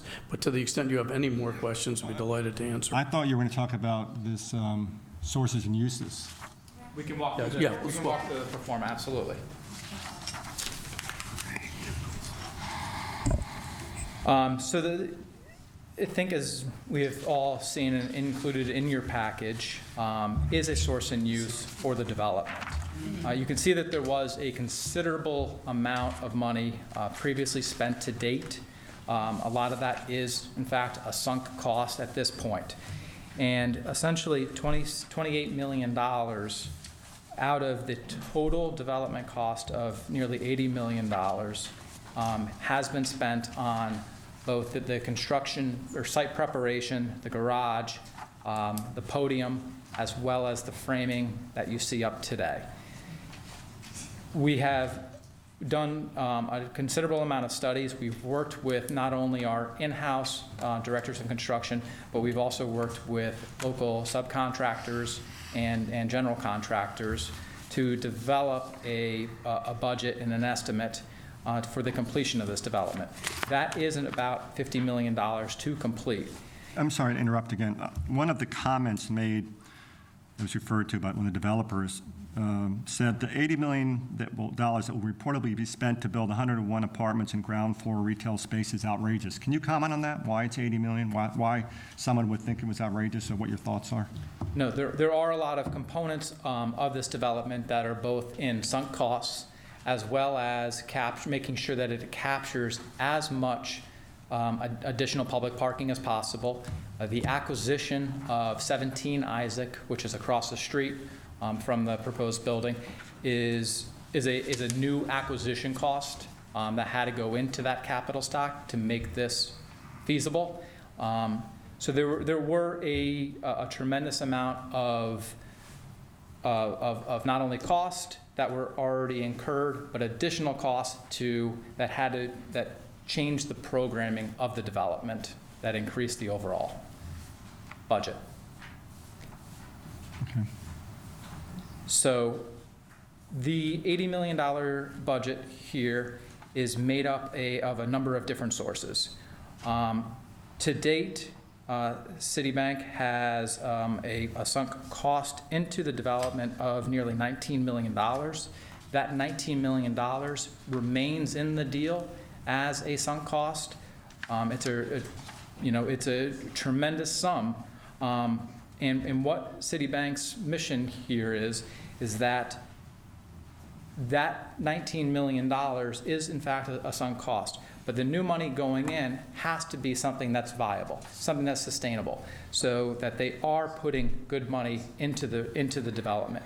And that's what they've done in this financial plan through both debt and equity. So there is about $35 million of debt going in. So it's a combination of a $17 million first mortgage, as well as the nearly $19 million of sunk cost. There is new tax credit equity going into the development. And I think it was explained earlier that these will be 4% tax credits that are sold to banks typically. And Citibank is paying a premium for those tax credits. So the current market for the tax credits, just to make sure everyone understands sort of what goes behind this, is that they're paying about 10 to 15% more than the current market typically generates. And that allows for nearly $28 million to be generated of the $80 million. In addition to that, there is a component for developer equity that goes into the deal in terms of a deferred fee. There are 2 loans from the state. One is through the Department of Economic and Community Development, and the other one is through the Department of Housing.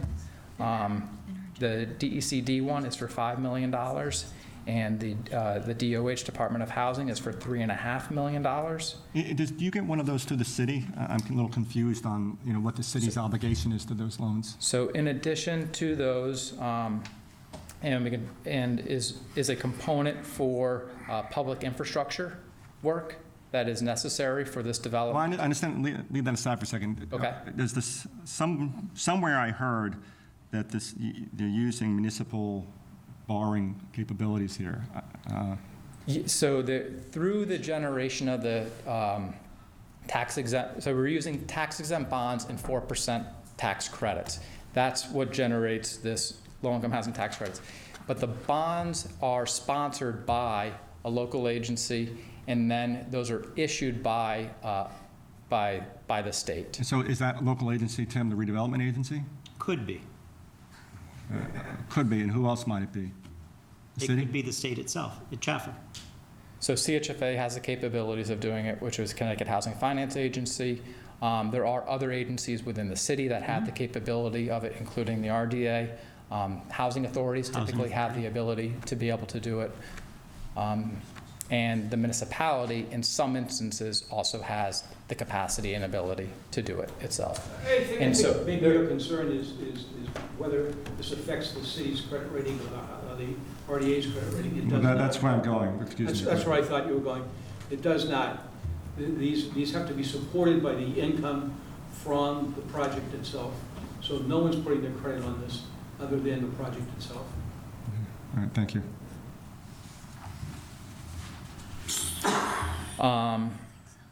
In the only other source is the source that we're referring to in terms of the public improvements and public infrastructure, and that's the $4.4 million from the city of Norwalk. And those are the sources that round out the $80 million. And Tim, could you refresh us on the $4.4 million, what it's being spent on? Maybe that's Mario, I don't know. Well, ultimately, what has been put forward is that the 4.4, if it's evidence to the city that there's a need for $4.4 million worth of public infrastructure to support Phase 1, that could be available for Phase 1. And that's how the language was made when the council originally approved the 4.4 budget. And what would it be used for, like roads? Or? That would be up to the city to make a determination as to what it was accepting or not accepting. But I guess where I get confused, I look at this and it's being, it's included in your costs.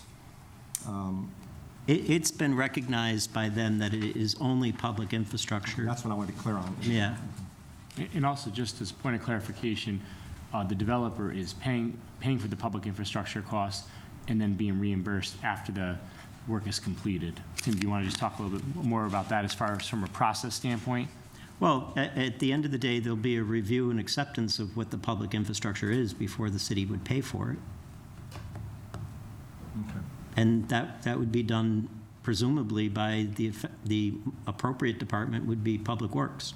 So that work would need to be completed to the satisfaction of the city, and the remainder of the project for Phase 1 as proposed would have to be completed to the satisfaction of the city before the city expends the $4.4 million of public infrastructure funds, which is an important safeguard for the city, making sure that the money is appropriately spent on those improvements.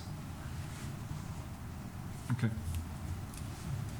Yeah, and just, I mean, some of the public infrastructure improvements that are necessary for the development would include things like maintaining and upgrading some of the roads as well as the streetscape, and making sure that the proper and necessary utilities are in place. As we discussed this afternoon, there's a major sewer relocation as part of this project. So, I mean, that's public infrastructure. I'm just curious. I'm just trying to understand what they are. Mr. McClatchy, so I just want to touch on the theater and the loss of it, and it's been a topic of conversation as it deserves to be. And I just want to, we received a letter in our backup, and gist of it is, and to quote Mr. Freeman, the current owner of the theater, should our transaction ultimately not be consummated, we will be selling the cinema regardless. In your dealings with Mr. Friedman, do you feel his statement in this letter dated June 6th is still accurate? I do. We've had several conversations with him about that, and that his process was to sell this regardless of what happens with our acquisition. And similarly, he did recently close down a similar facility, movie theater in Stamford, that was not operating to his satisfaction. Okay. But I will just add to maybe just one other component to all of this. We do feel that sort of the arts and cultural aspect of this neighborhood, it being in an historic district, are important. And we do believe that a main focus of some of the retail space and the uses of the programming of the building ought to lend themselves to those types of businesses to make it more attractive and to build on some of the nucleus and base that it already has in the neighborhood. And we think it's going to be a great fit to bring this new space online that can then assimilate with some of the other businesses. Great. If no one has any other questions, I was going to wrap this up. Oh. I'm sorry. Yeah, I just have one. One big problem that I have with this is the standalone parking garage, and the idea of, you're just talking about the arts, and do you think there's a way that you could at least consider some sort of art installation incorporated into that parking garage? I know you've turned down the idea of additional retail, but some sort of art installations to support the idea of the arts in that area. So I think there are some opportunities for providing some artistic licensing, whether it's through a permanent art installation or something that rotates in and out, or advertising for some of the other arts and cultural businesses and programs in the area and in the city. So this drawing that you're seeing in front of you there, it allows it to be interactive, and things can be taken in and out depending upon what the goals are. Thank you. The answer is that's an interesting idea. Yeah. Frankly, it hadn't occurred to us, and it should have, and we will think about it. Well, I know, to follow up to Smith, we have the parking authority. I know Catherine has been very busy activating the art we have down there at near the Maritime Center. So maybe a collaboration if this were to move forward. And communication, that's a good idea. Arts, communication, changing installations, it could really enliven a 3-story parking garage. Tom? Yeah, I have maybe this is to Mario for Tim. I appreciate your presentation, but I'd like to know more about the taxes we're going to receive on this. Because I'm looking, you guys sent me the letter dated 2007, way back when the original tax agreement. How do you want to approach this, Mario? I mean, when will we get more information on that? With regard to the taxes, there's an agreement, well, there's provisions within the LDA provide for the tax agreement for this project, which I believe is at a rate of 7.5% of the effective gross income for a 15-year period. That formula is similar to other projects with affordable housing that we've had in the city. For example, I believe the Trinity project, Washington project, recently had the same formula. Is that accurate, Tim? I'm not sure it's exactly the same. I don't know if it's 7.5. My recollection was, in looking at records of some of the recent tax agreements, probably 6 months ago when I was looking into this issue, that the 7.5% of effective gross income formula was similar to what we use for other projects in the city. And actually, it's my understanding it's also similar to what other towns in Fairfield County have used for similar projects. For example, I know that New Canaan recently did a project actually where it was below 7.5% of EG of effective gross income. I think that they actually got somewhere in the sixes, so less than, significantly less than 7.5%. Did you have any specific questions about the tax agreement? Well, I mean, there's a lot of stuff because this contemplates the whole thing, right? All three phases. So it's kind of hard to look at this and. Well, I think the actual language of the land disposition agreement is fairly clear. So maybe just, I want to make sure everybody's clear on the concept of what does it mean to get paid a tax of based on 7.5% of effective gross income. Are there any questions about that arrangement, which again has been the arrangement in the LDA? We're not amending that at all. As a result of this new proposal, it's remained the same. The developer did, and Citibank did, throughout negotiations, try to get a different tax agreement, and the city held firm that it was not going to make any further changes to the tax agreement. So it's the same tax agreement that we've had for this project for many years. But is there any? Rona, what does that translate into? Based upon the numbers we're seeing tonight, what does that translate into? Tim, I know that you were looking at the numbers as far as what the projections were for 7.5% of effective gross income, with taxes would be based on the projected 7.5% of effective gross income for the project as it stands now versus what we anticipated the project to be before this new proposal. Could you speak briefly to that? The developer has looked at the issue relative to taxes, and they can provide their estimates associated with what they think the taxes will be. My understanding is the assessor's not getting into that information at this point. Yeah, and we did meet with the assessor today. I mean, I think you understood that as well, right? No, I did. That's why I'm asking. I mean, one could. Well, I'll just. I'm asking a different question. One concern for the assessor would be to not lock himself in on a number because he doesn't know what the actual effective gross income is going to be when the project goes into operation. So assessors are apprehensive to say, here's what the number is going to be, because if the effective gross income ends up being higher, they don't want to be locked into a lower number. Yeah, I'm not suggesting that we get the assessor in here. I'm just based on the numbers that we have been presented tonight. Sure. What would that number be? Okay, maybe. Yeah, I can. I'm not. All right, Mr. McClatchy can answer that question. Yeah, so based upon everything that we have seen and based upon some of the amendments, I just want to give you a little context and background.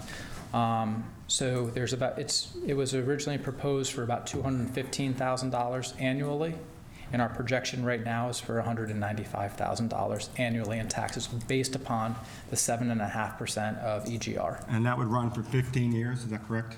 Correct. And again, as obviously incomes and rents for both the retail space and everything improve, also. And after that, it goes to normal assessment, right? After the 15-year period expires, the property would be taxed based upon its assessment without any abatement. Right, that's what I thought. And by the way, I would, it's actually more of like a tax fixing agreement, an assessment fixing agreement, quite frankly, than an abatement.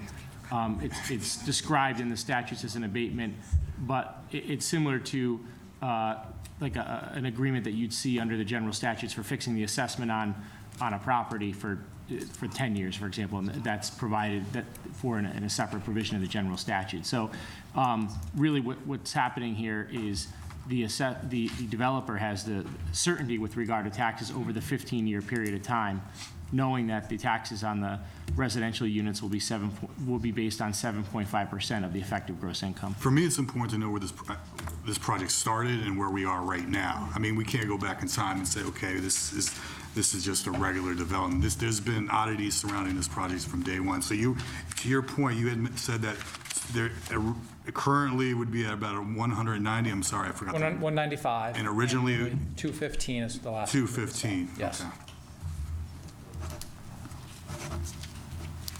So, any other questions? Not now. I'm just taking my list here. Yeah. All right. I have one question. Mrs. Melendez. Ms. Melendez. That's not happening. I think this is more to Tim. So you spoke at the beginning about, at the beginning of the presentation, about this not being the last stop, or by any means the last stop. So can I just have more insight on the exact process? So on our agenda, we have advanced this to a public hearing on July 18th, 2019. What happens after that? And So assuming you want to advance to a public hearing, and I think that that's certainly something that should happen, and as you consider the commentary that's come out from tonight and the commentary that comes out of that public hearing, then you need to deliberate that with regards to the project in terms of the committee's advancement of the proposals to the full council. Full council then needs to take whatever action it needs to take to get satisfied with the project. It has to go through the redevelopment agency and get redevelopment agency approval. There'll be a process associated with that. There'll be a process associated, assuming it goes favorably that far, then the project enters into its entitlement stage in terms of being able to get the appropriate approvals in which to actually advance forward with the project. That will involve both the redevelopment agency and the zoning commission. As we discussed, the zoning commission needs to take this up relative to site plan review. There'll most likely be a public hearing associated with that process, and there will most likely be a unified design review for both zoning and the redevelopment agency. There's public commentary about the approval of that relative to both the redevelopment agency and the zoning commission. So again, this certainly isn't the end of public comment about the project. And again, the other issue is projects that start the entitlement process don't always end up exactly the way they are at the beginning. There's iterations that come forward, ideas are put forward. So, as much as people think that this is the project and this will be the project, I think it's the basis of a project, and that, there'll be further modifications and iterations to it as we go forward. That cuts both ways, though. Sorry, John. What time horizon would you put on that? Time horizon for what? For the whole process, just laid out. I can't put that forward. I mean, that's speaking for the boards and commissions that ultimately are Assuming reviewing. it's smooth running, everyone, it goes through everything. Are we talking about year end? Are we talking about first quarter? We're talking about... Again, I don't want to judge what the timeline for the public process is. That's up to the people that are actually voting on the project.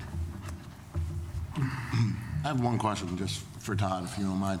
If we do get all the approvals and it goes through and everything, all the changes get made, and we finally get to the point where we can start construction, what would your time frame be, start to finish, on a project of such size? Once approvals are in place, financing is set. We have been working with Citibank on this for a considerable amount of time. We understand the process very well of the closing process itself. All things going well, it's a few months once approvals are in place. How about the construction part of it? The construction, we've been targeting 12 to 14 months. to finish off the balance of the building. And as part of that, and in advance of that, we'll be doing deficiency work, making sure that we go in and look at the condition of the materials that are there to date. We have done that several times already, but we'll continue to do that. When we are able to, fully mobilize and start the construction, we're not wasting valuable time with those types of components. And just the other thing I just want to, separate from that, I just want to make sure that everyone is aware of, and we just want to offer, is that anyone who wants to come see any of our other developments here in the area, you're more than welcome to. I think it's important, as I started off here, to actually see these developments and their interaction in their communities. Tom? Yeah, maybe for Mario. So, Can I ask just one quick, would members of the public be able to see some of the developments as well as council members? Sure. So Yeah, I mean, the properties are Would there be a way available. to arrange for that? For a limited number of people, we'll arrange a tour.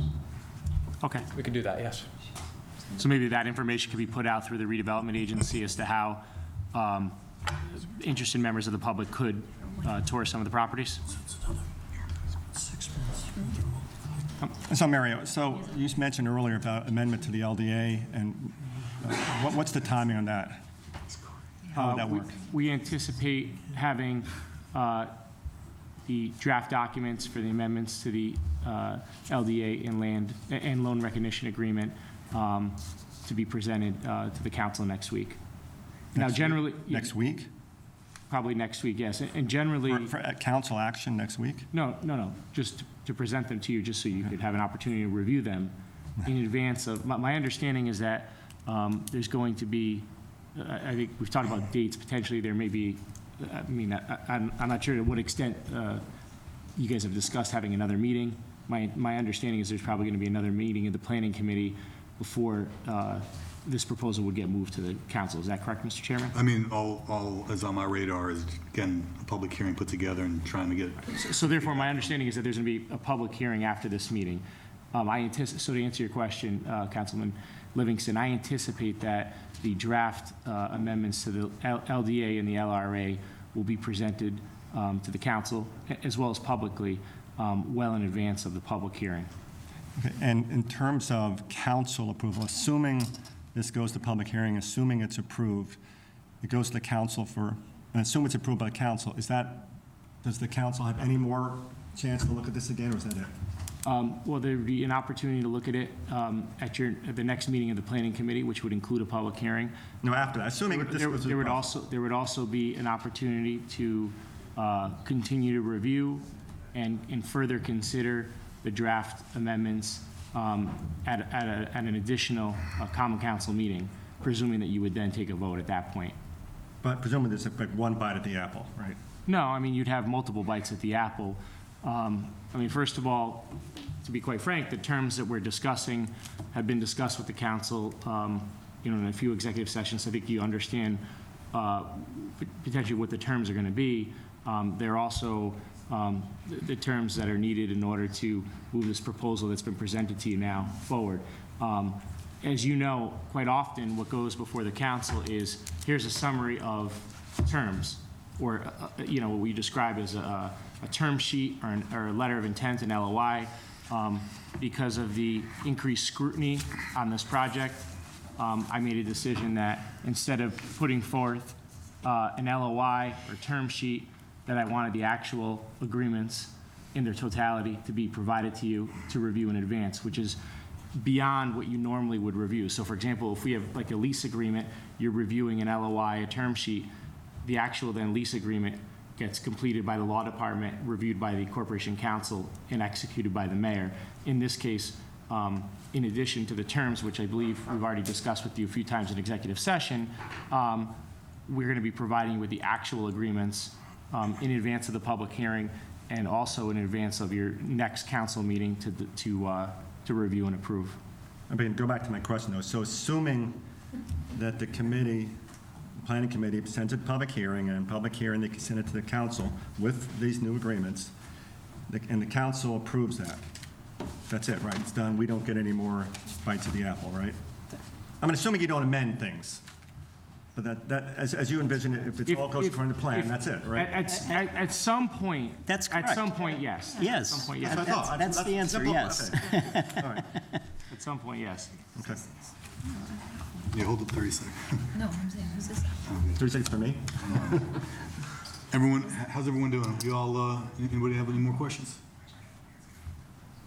Okay, seeing none, thank you everyone for this time coming out.